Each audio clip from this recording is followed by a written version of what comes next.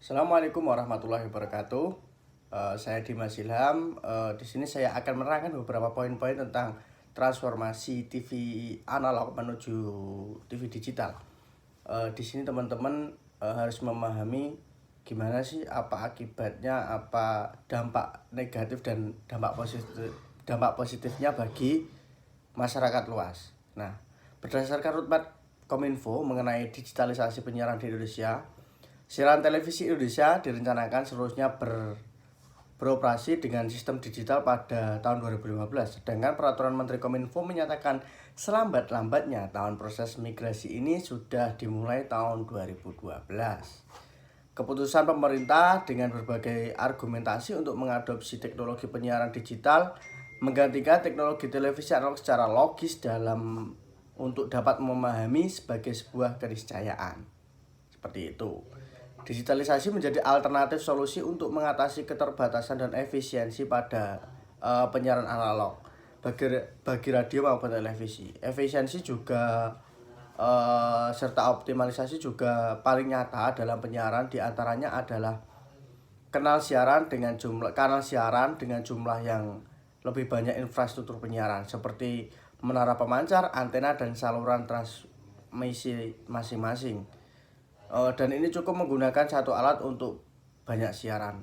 Seperti itu teman-teman. Penerapan teknologi penyiaran digital diharapkan memberi efisiensi penggunaan spektrum frekuensi yang lebih baik, sehingga dapat memenuhi kebutuhan penyediaan program siaran yang berlipat kali lebih banyak dibandingkan penyiaran analog. Dengan demikian, teknologi digital untuk penyiaran televisi dan radio memberikan peluang yang besar terhadap ketersediaan ruang bagi penyelenggara penyiaran. Baik dari pengembangan dari yang ada sekarang maupun permintaan penyelenggara penyiaran baru yang tidak dapat ditampung pada master plan penyiaran analog. Kemudian ini ada beberapa kendala untuk transformasi analog menuju digital seperti itu.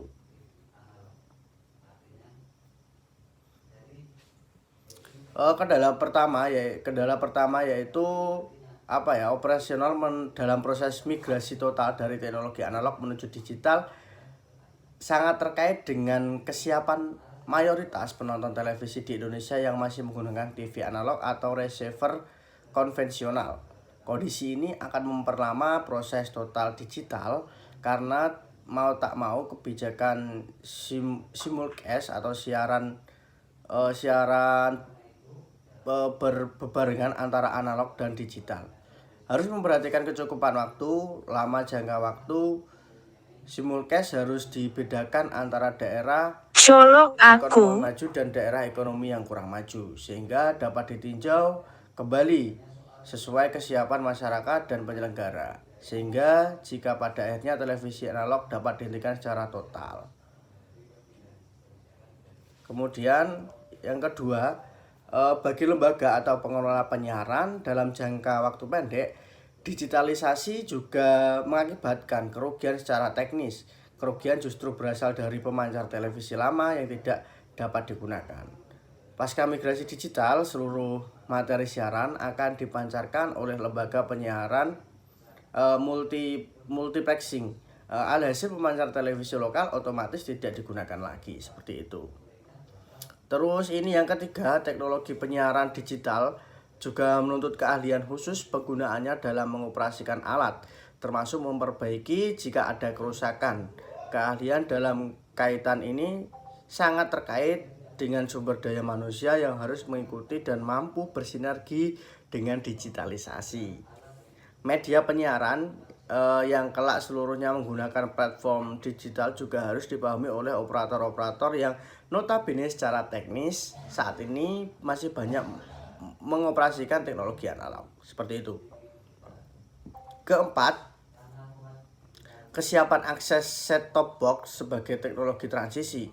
Dalam pelaksanaan siaran digital diperlukan teknologi bersama set-top box atau STB, yakni sebuah perangkat tambahan berupa rangkaian konverter untuk diterima sinyal digital yang dipancarkan oleh sistem DVB-T2. yang kemudian diubah ke dalam sinyal analog agar dapat ditampilkan pada monitor TV analog.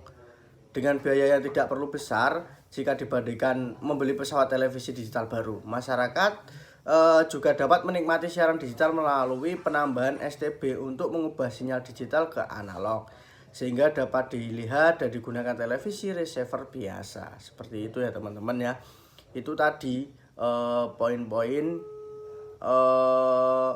apa ya, atau halangan yang terdapat pada transformasi TV analog menuju digital. Terus dimigrasi teknologi penyiaran dari analog menuju digital tidak dapat dilaksanakan secara terburu-buru tanpa mempersiapkan matang.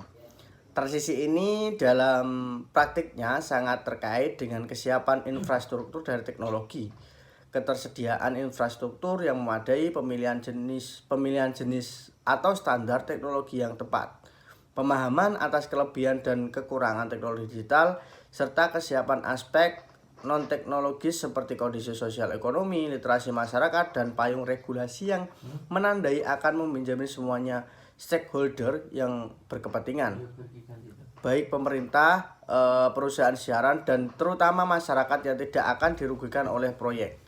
Proyek yang dimaksud adalah digitalisasi penyiaran.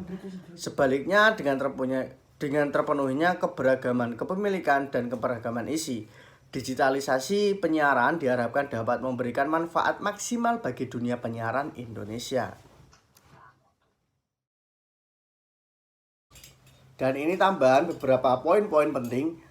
Selama masa transisi atau bahkan seterusnya, masyarakat dapat menerima siaran televisi digital dengan alat bantu yang dihubungkan ke pesawat penerima televisi analog yang sudah dimiliki. Konsekuensinya, masyarakat yang menggunakan televisi analog seperti sekarang mau tidak mau harus mengeluarkan biaya untuk membeli set-top box atau membeli televisi digital. Sementara digitalisasi ini di satu sisi bukan kemauan masyarakat, sehingga perlu dipikirkan mekanisme untuk membantu masyarakat sehingga tidak terbebani oleh masyarakat tersebut, bahkan menghambat program digitalisasi.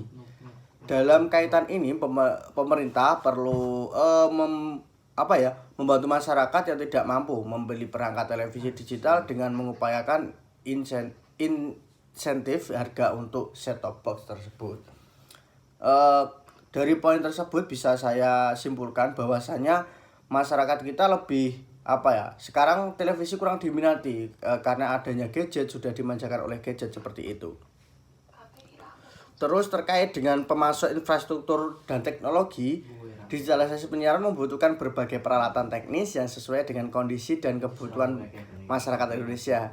Hadirnya teknologi baru ini akan merugikan jika hanya menjadi karpet merah bagi pemodal asing yang memiliki kapasitas modal yang teknologi semakin unggul. Sebaliknya, digitalisasi ini bisa menjadi momentum untuk membangkitkan dan menata teknologi nasional, khususnya di bidang infrastruktur dan teknologi penyiaran. Terus juga yaitu ada poin penting untuk industri teknologi dalam negeri ini, khususnya dikondisikan untuk siap mendukung migrasi sistem penyiaran dari sistem analog ke sistem digital. Cara yang paling mudah salah satunya adalah kebijakan pemerintah yang mendorong dan memberikan intensif agar industri dalam negeri ini dapat memproduksikan STB atau set-top box tadi standar dengan harga terjangkau oleh masyarakat. Selanjutnya atau pengadaan dan pemasangan pemancar secara bertahap bisa sepenuhnya menggunakan sumber daya dari dalam negeri. Nah, yang perlu kita ketahui adalah untuk gencar-gencarnya kita transformasi ini, yaitu digencarkan secara sosialisasi. Apa sih kelebihannya dari TV tersebut? Apa sih kelebihan dari TV digital tersebut? Silakan disosialisasikan oleh pemerintah. Terima kasih.